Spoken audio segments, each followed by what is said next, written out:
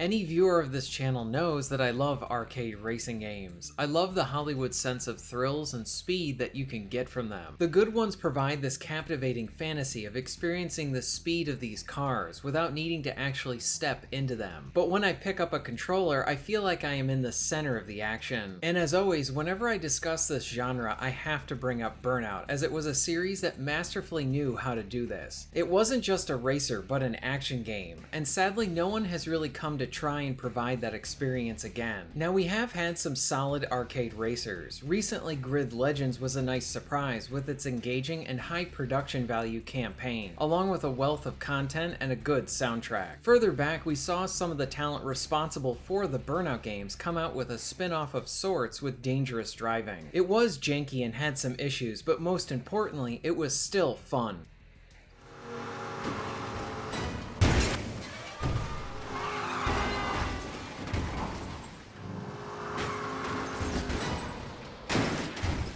Now, another series that was reliable for arcade racing was Need for Speed. Over the course of the PS4 generation, we saw a few releases. It was rebooted in 2016, and while it had issues with needing a constant online connection, there were fans that enjoyed it. Payback released with an outcry over the use of microtransactions within the game, and while not the best entry by any means, I still had some fun with it. But the final one released during that generation was Need for Speed Heat, and had a very silent release. There was a significant lack of marketing for it, almost like EA knew they had a dud on their hand. And with the lack of marketing, I think the audience for it was rather small. But once people were able to play it, and through word of mouth, fans were saying it was actually pretty good. Maybe even the best Need for Speed for that generation. I don't pretend to know how publishers choose how they market stuff, but the lack of it here made it seem like they wanted to send this game out to die, which is odd considering how much fun it is. With it being released again through PS Plus, I thought it would be a good time to throw some more light on it.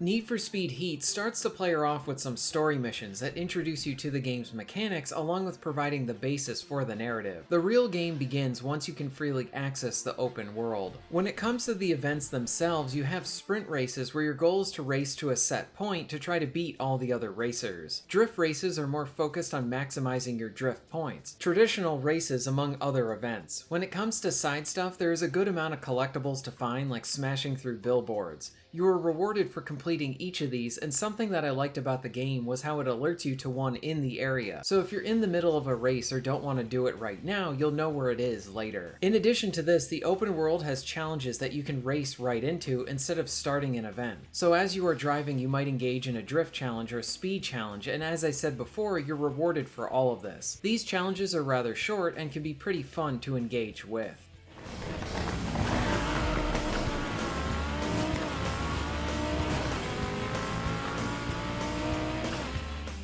Need for Speed Heat is sectioned into two parts. While the entire experience does revolve around racing your various cars, the situations you are put in are very different. This is done through Heat's day and night sections. During the day, the focus really is on racing events and earning money through them. The cops are way less aggressive during the day, meaning you can have a more traditional racing experience without any variables popping up during an event. Now we will get into the benefits and intensity of the night parts, but during the day, take this time to really get to know the map, as it will not only serve you well in the races, but when you are in a chase sequence. As you complete events and progress, you will open up more events in other areas of the city, meaning you are encouraged to venture out there, find new useful items, and take in those locations. When it comes to the controls themselves, Heat is very easy to get into and understand. It's an arcade racer, as you can bump and bash into pretty much anything, and they will just fall off of your car like paper. For example, smashing into trees and poles will not cause your car to stop like in a sim-type game, but rather they bend to the car itself.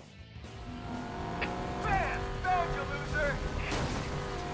Got visual on the suspect vehicle.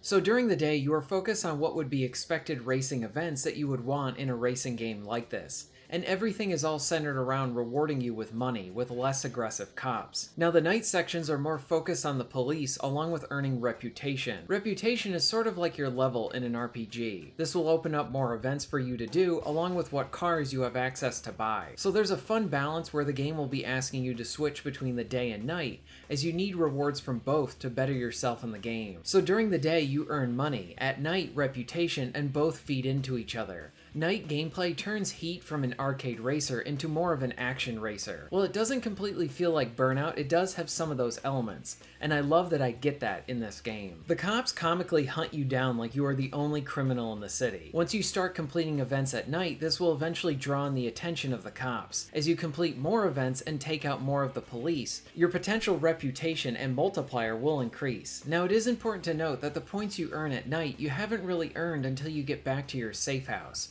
If you fail to do so, your earnings will be really small, if anything. This creates an exciting risk and reward mechanic to the experience, where the player wants to stay out longer completing events and contending with the cops, but there is always that chance that you might get taken down, and then you lose everything. But that also means for those times where you make it out and keep all of your earnings, it's really exciting. Probably one of the most enjoyable draws is how this feels very unscripted when dealing with the police. And depending if you're currently in an event or what part of the city you're in, the entire situation can change and be very different. The night is very exciting.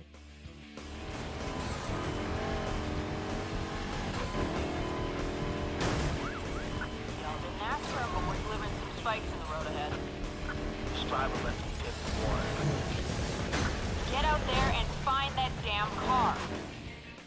Cops are very aggressive, and as such your car will take a lot of damage, especially if you're trying to increase your heat meter. You can carry some healing items to fix your vehicle up on the fly, or you can visit gas stations for some health. It's important to note that you can only use the gas stations a few times before they're depleted. During the night sections, there were definitely a few times where my car was almost destroyed, and I was trying to make it back to a gas station to try and stay in the fight. Just like with most of the action at night, it's unpredictable and very entertaining. The game can be completely played in single player offline, while also having the option to use the open world online as you challenge others to events you're doing. If you race with others, then you will potentially earn more rewards. While I played most of this in single player, I did like how you can party up with friends and it was really easy to set up. There is some nice customization with your vehicles as you buy better parts for it and can customize different aspects to how it looks. The only thing that is odd is that the customization is not universal for every vehicle. So in some cases you'll find a car that you really like, but the options are limited for it for arbitrary reasons. There is a story here as well, but outside of the pretty good cutscenes, I was not invested in the narrative. Thankfully, it never really got in the way of the action or hurt it. You might get more out of it than I did. And while I enjoyed the gameplay a lot, I did have some flaws with this game. The cars are very well detailed, but the damage on them could be more aggressive to go along with the crazy action, especially at night. Maybe EA was afraid to break some of these licensed cars. Heat does have a good amount of variety in the races, but I think it could have gone a bit further and even leaning more into the action racer side of things. I had some lag in some of the cutscenes, which was a bit distracting, and lastly, the cops can feel a bit imbalanced at times, where it feels like I can never get away from them. That being said, it makes these sections really rewarding when you're able to get away, and the cop section should not be easy at all, as that would strip these sections of their urgency. Sometimes it can feel a bit unfair when up against them, and even though that can be annoying, I would rather have it this way than have it being way too easy. Need for Speed Heat is one of 2019's underrated games. It does have its share of flaws, but the biggest thing working against it was how EA failed to really push this title more. I honestly had no idea it came out until weeks after its release. With that said, this is probably one of the best Need for Speed games of that generation. Heat is made of two halves that combine to make a very enjoyable racer. During the day, it's more of a traditional open world racing game. You find events, complete challenges, and earn money for new cars and upgrades. At night, the cops are more aggressive and can completely change up an event. They will relentlessly hunt you down, and your job is to earn as much reputation as you can and get back to the safe house. The night racing, cops, and reputation adds weight and consequence to your actions, and thus makes it all more rewarding. Heat is both fun in single player and with a party of friends, and it's a racing game that I highly recommend. If you're interested in being notified of new videos, please hit the subscribe button and bell. And if you would like to support the channel and get early access to content, please check out my Patreon. All of the links will be at the end of this video and within the description. And thank you very much for watching.